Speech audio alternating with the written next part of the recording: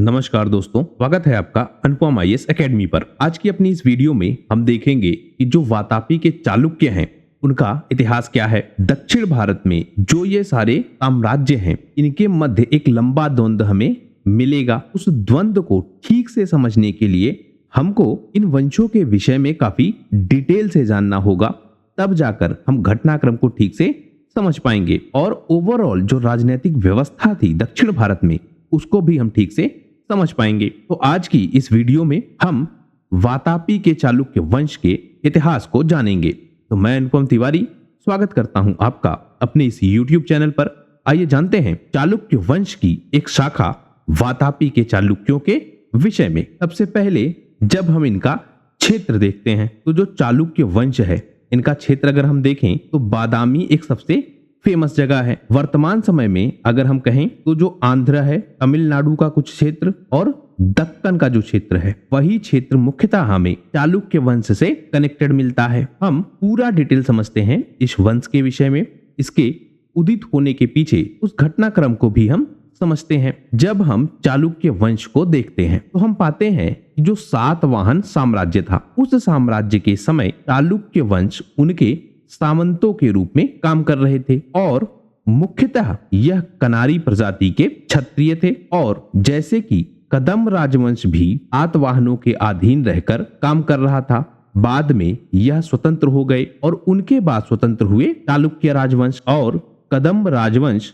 जब दक्षिण भारत में या दक्षिणापथ में कमजोर पड़ा तो उसके बाद इस चालुक्य वंश ने राजसत्ता की नींव डाली। तो क्रम के रूप में आप ध्यान रखिए, सातवाहन के बाद कदम्ब राजवंश और कदम्ब के बाद चालुक्य राजवंश हमें मिल रहा है। ध्यान रखेंगे आप कि दोनों कदम्ब और चालुक्य दोनों सातवाहनों के अधीन थे और उनकी सामंती व्यवस्था में काम कर रहे थे। जो यह वातापी के चालुक्य हैं इनको पूर्वकालीन चालुक्य या फिर पश्चिमी चालुक्य के नाम से भी जाना जाता है। पूर्वकालीन चालुक्य अर्थात यह मूल शाखा थी चालुक्यों की। इससे बाद में अलग अलग शाखाएं निकलेंगी, जैसे वेंगी के चालुक्य, कल्याणी के चालुक्य। तो वह शाखाएं निकलेंगी बाद में, जिन्हें आप ध्यान रखिएगा। चालुक्य वंश को अगर हम देखें तो इनकी कई सारी शाखाएं हमें मिलती है। एक शाखा हमने सबसे पहले देखी थी गुजरात के चालुक्य, दूसरी शाखा वातापी के चालुक्य जिनको हम आज डिटेल से देखेंगे और मुख्यतः यह दक्षिणापथ में केंद्रित है। एक वेंगी के चालुक्य और एक कल्याणी के चालुक्य भी हमें मिलेंगे। तो चालुक्य वंश की 4 शाखाएं हैं, यह ध्यान रखिए, वातापी, वेंगी, कल्याणी और गुजरात। वातापी इनकी सबसे पहली शाखा या सबसे मूल शाखा मानी जाती है। हम देख लेते हैं इनके राजाओं को। तो सबसे पहला नाम हमें मिलेगा रणराज का। इनके विषय में बहुत डिटेल इंफॉर्मेशन नहीं है साक्ष्यों में, लेकिन जो इनका पुत्र है पुलकेशिन प्रथम, जिसने 535 से 566 ईस्वी तक शासन किया था, उसके विषय में काफी जानकारी हमें मिलती है। माना यह जाता है कि जो यह शाखा है वादामी की या वातापी की, दोनों एक ही नाम है, तो इस शाखा का जो संस्थापक है वह पुलकेशिन प्रथम ही मिलता है। और जो एहोल अभिलेख है वह बताता है कि चालुक्य वंश की स्थापना पुलकेशिन प्रथम ने किस प्रकार से की थी। एहोल अभिलेख के विषय में देखें तो रवि कीर्ति ने इसको संस्कृत भाषा में लिखा है और दक्षिणी ब्राह्मी लिपि का प्रयोग किया है। उसके बाद पुलकेशिन का पुत्र कीर्तिवर्मन प्रथम शासन को संभालता है। 566 से 598 ईस्वी तक यह शासन को संभालता है। इसकी माता हमें पातपुर कुल की दुर्लभा देवी मिलती हैं। पुलकेशिन का जो यह पुत्र है कीर्तिवर्मन प्रथम, इसने ही सबसे पहले महाराज की उपाधि धारण की है। मतलब चालुक्य वंश की जो यह शाखा है वातापी के चालुक्य, इनमें महाराज की उपाधि कीर्तिवर्मन प्रथम ने धारण की है। ऐहोली अभिलेख में इस कीर्तिवर्मन को नलमौर्य कदम काल रात्रि कहा गया है। एहोल को ही ऐहोली अभिलेख भी कहते हैं कुछ जगहों पर, यह आप ध्यान रखेंगे। है कहां पर? कर्नाटक में एक जैन मंदिर है, वहीं पर हमको यह मिलता है। इस अभिलेख में कीर्तिवर्मन प्रथम को पुरुरण पराक्रम की उपाधि दी गई है। कीर्तिवर्मन वैष्णव धर्म का समर्थक था और इसका एक भाई भी हमें मिलता है जिसका नाम है मंगलेश, और इस मंगलेश ने एक विष्णु गुफा मंदिर का निर्माण करवाया था। कीर्तिवर्मन ने जो वनवासी था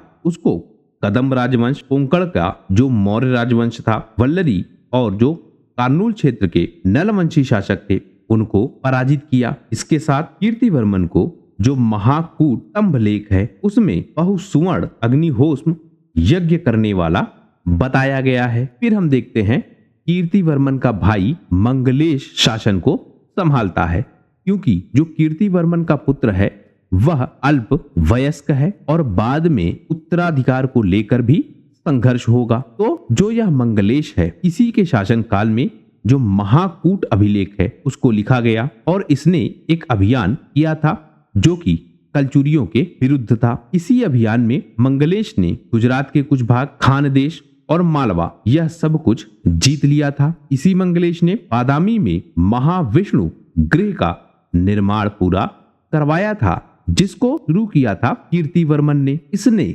स्वयं को परम भागवत की उपाधि दी, अर्थात यह वैष्णव धर्म को मानने वाला था। अब शासन संभालेगा कीर्तिवर्मन का पुत्र पुलकेशिन द्वितीय। 610 ईस्वी से 642 ईस्वी तक यह शासन को संभालता है। लेकिन यहाँ एक दिक्कत होगी कि जो मंगलेश था वह अपने पुत्र को ही राजा बनाना चाहता था, क्योंकि कीर्तिवर्मन की जब मृत्यु हुई उस समय पुलकेशिन द्वितीय कम आयु का था, इसलिए मंगलेश को राजा बनाया गया। लेकिन मंगलेश चाहता था कि उसका पुत्र ही राजा बने, लेकिन पुलकेशिन द्वितीय विद्रोह कर देता है। मंगलेश को और उसके जितने भी समर्थक थे उन सब की यह हत्या कर देता है और हत्या करने के बाद वह गद्दी को हथिया लेता है। यह जो विवाद हुआ उत्तराधिकार को लेकर मंगलेश और पुलकेशिन के मध्य, इससे जो पूरा क्षेत्र है वहां अराजकता की स्थिति फैल गई और आप देखेंगे कि बहुत सारे युद्धों का क्रम आपको देखने को मिलेगा। तो हम देखें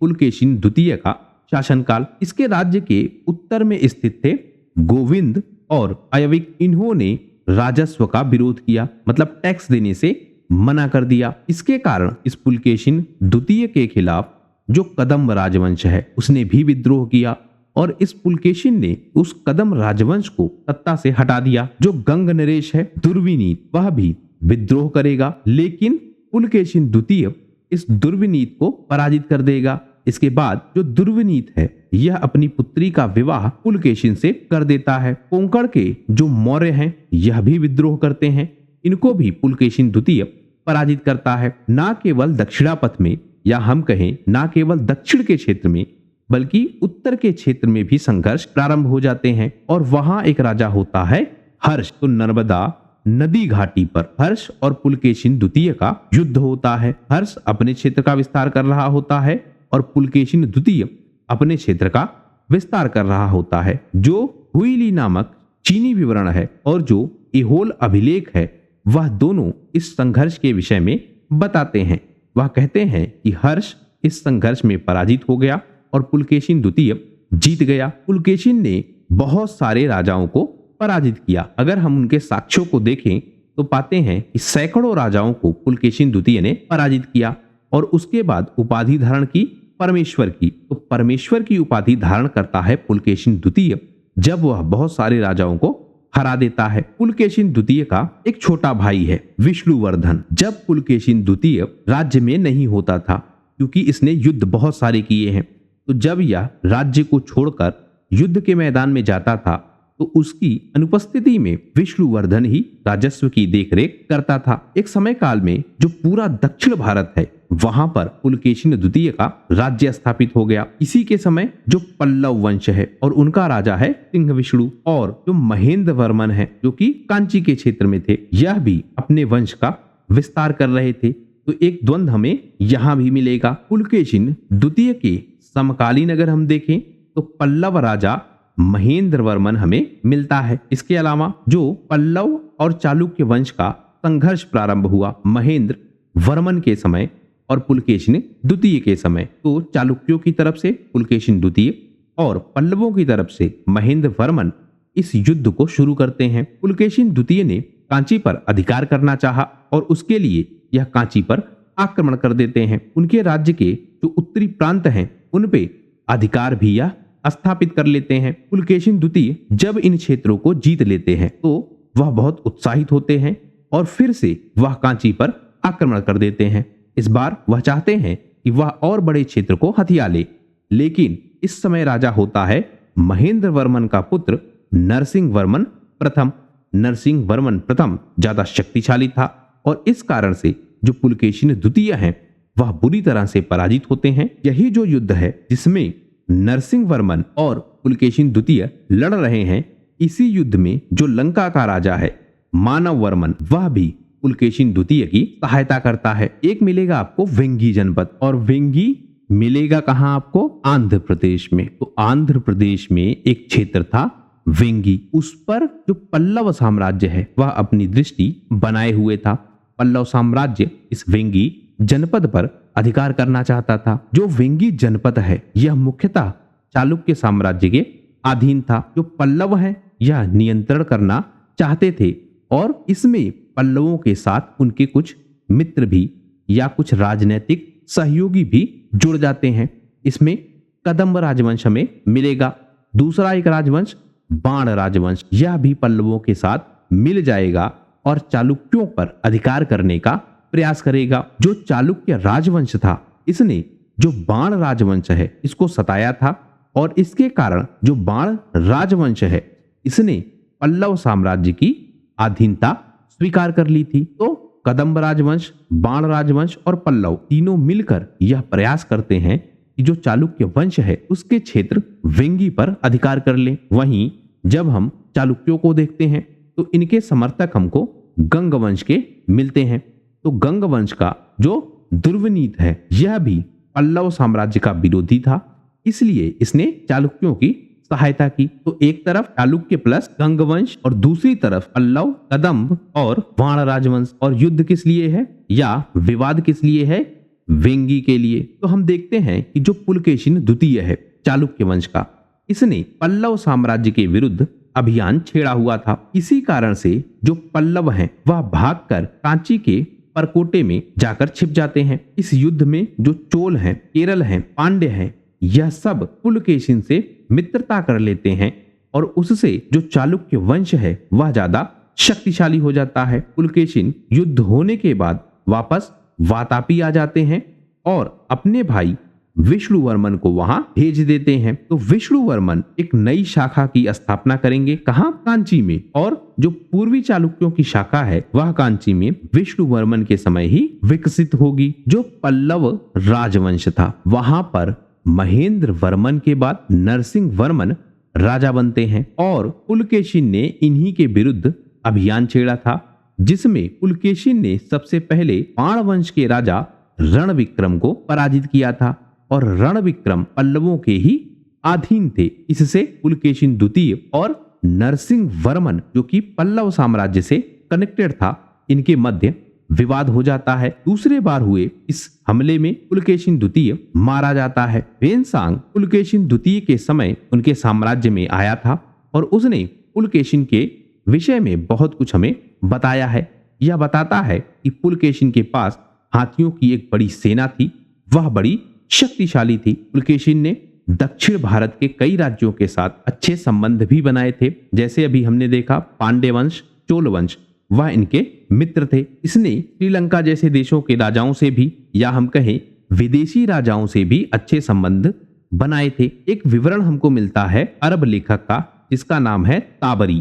ताबरी बताता है कि पुलकेशिन ने जो पारसी राजा है खुसरू द्वितीय, उसके पास भी अपना दूत भेजा था और इस बात का साक्ष्य हमें जो अजंता की गुफा संख्या 1 है उसमें भी मिलता है। 654 ईस्वी के आसपास जब पुलकेशिन द्वितीय मारा जा चुका होता है, उस समय गंग वंश सहायता करता है चालुक्य वंश की और गंग वंश का राजा होता है दुर्विनीत। दुर्विनीत सहायता करता है चालुक्य वंश के राजा विक्रमादित्य प्रथम की और उस सहायता से विक्रमादित्य प्रथम जो वातापी की स्थिति थी उस पर कंट्रोल किया और फिर से चालुक्य राजवंश की सत्ता स्थापित की। तो अब हम देखें विक्रमादित्य प्रथम से 654 से 671 ईस्वी तक इनका राज्यकाल हमें दिखता है।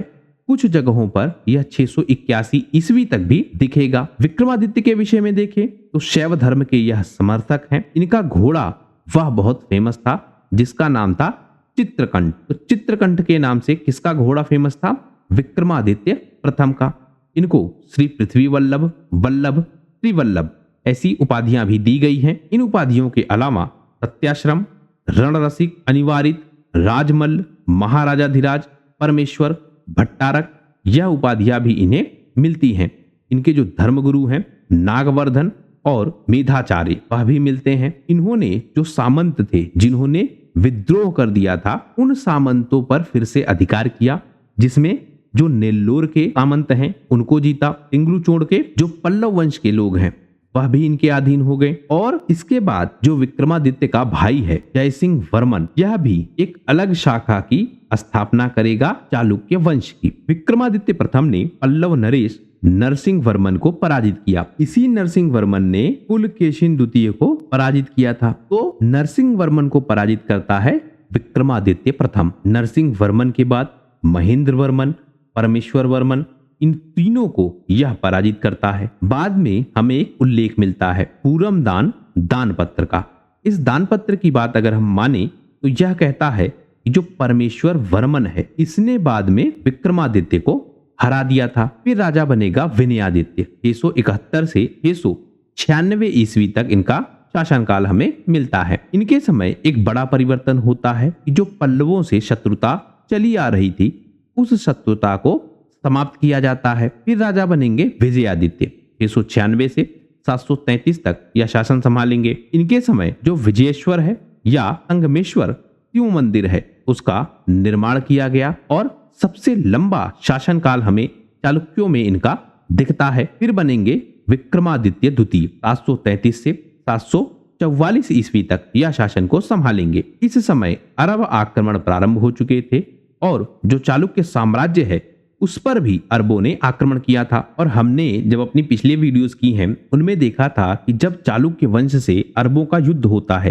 तो अरब बुरी तरह से पराजित होते हैं और उनको अपनी नीति ही परिवर्तित करनी पड़ती है भारतीय क्षेत्र में। तो घटनाक्रम अगर हम समझें तो जयसिंह वर्मन का एक पुत्र था जिसका नाम था अवनिजनाश्रय पुलकेशिन। यह लाट क्षेत्र का उपराजा था या हम कहें सामंत था और इसी ने जो अरबों का आक्रमण है उसे रोका था। तो जयसिंह वर्मन का पुत्र अरबों के आक्रमण को रोकता है। लेकिन एक बड़ा परिवर्तन और होता है। इस संघर्ष को विनयादित्य ने समाप्त किया था। वह संघर्ष फिर से प्रारंभ हो जाता है और पल्लव साम्राज्य और चालुक्य साम्राज्य फिर से लड़ना प्रारंभ कर देते हैं। जो पल्लव साम्राज्य है वहां पर इस समय राजा है नंदी वर्मन और विक्रमादित्य द्वितीय का पुत्र है कीर्तिवर्मा। तो कीर्तिवर्मा नंदी वर्मा के विरुद्ध अभियान प्रारंभ कर देता है। पहले यह नंदी वर्मन को पराजित करता है और उसके बाद जो विक्रमादित्य द्वितीय हैं उन्हें कांची कोडा की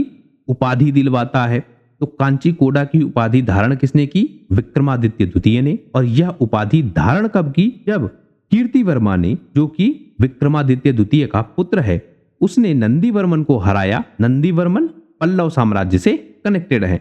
उसके बाद यह उपाधि उन्हें प्राप्त हुई। विक्रमादित्य की जो पत्नी है उन्होंने भी पटदिकल में लोकेश्वर या विरूपाक्ष मंदिर का निर्माण करवाया और इस मंदिर का जो शिल्पी है वह भी बहुत इंपॉर्टेंट है।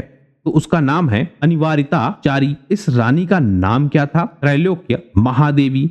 और इस रानी ने विजयेश्वर मंदिर का भी निर्माण करवाया। जो पूर्वी चालुक्य हैं या हम कहें वेंगी के चालुक्य, वह भी स्थापित होते हैं एक नई शाखा के रूप में और उस शाखा की स्थापना करेगा पुलकेशिन द्वितीय का भाई विष्णुवर्धन। एक उपाधि हमें कनेक्टेड मिलेगी चालुक्य साम्राज्य से, समस्त हुनवश्रय। तो यह उपाधि कनेक्टेड है विक्रमादित्य द्वितीय के उत्तराधिकारियों से। विक्रमादित्य अपने समय काल में बड़े निर्माण भी करवाता है। इनमें पटकल के विशाल शिव मंदिर सबसे ज्यादा फेमस है। अजंता के जो भित्ति चित्र हैं वह भी चालुक्य साम्राज्य के विषय में हमें बताते हैं और वह भी एक इनकी प्रमुख देन है। तो अब हम देखें कीर्तिवर्मा द्वितीय को। इसी ने मुख्यतः संघर्ष प्रारंभ करवाया था पल्लव वंश से। तो 744 से 757 ईस्वी तक हमें यह राजा मिलते हैं। इनके शासनकाल में जो चालुक्य वंश था उनकी राजधानी वातापी ट्रांसफर हो गई और एक नया व्यक्ति उभरा, दंती दुर्ग, जिसने राष्ट्रकूट साम्राज्य की स्थापना कर दी। तो दंती दुर्ग एक ताकतवर सामंत के रूप में उदित होता है और एक नए वंश की स्थापना कर देता है राष्ट्रकूट साम्राज्य। और इसके बाद हम देखते हैं कि जो चालुक्य साम्राज्य है और खास करके वातापी का चालुक्य, वह वातापी का चालुक्य समाप्त हो जाता है और उसका स्थान ले लेता है राष्ट्रकूट वंश। यहाँ आप ध्यान रखिएगा कि प्रशासनिक व्यवस्था से पूरी तरह से समाप्त होगा वातापी राजवंश, लेकिन वंश नहीं खत्म होगा, मतलब वंश के सारे लोग एक साथ नहीं खत्म होंगे, लेकिन जो राजकीय नियंत्रण है अब वह चला जाएगा राष्ट्रकूट वंश के पास। तो हमने समझा कि कैसे चालुक्य वंश उदित हुआ और कैसे राष्ट्रकूट वंश ने उसके स्थान को रिप्लेस कर दिया। आशा करता हूं इस वीडियो से आपके परीक्षा के उपयोगी कुछ तथ्य आपको मिले होंगे। वीडियो पसंद आया हो तो प्लीज शेयर कीजिए अपने दोस्तों के साथ, सब्सक्राइब कीजिए इस चैनल को। आपका हमसे जुड़ने के लिए बहुत बहुत धन्यवाद। आपका दिन शुभ हो।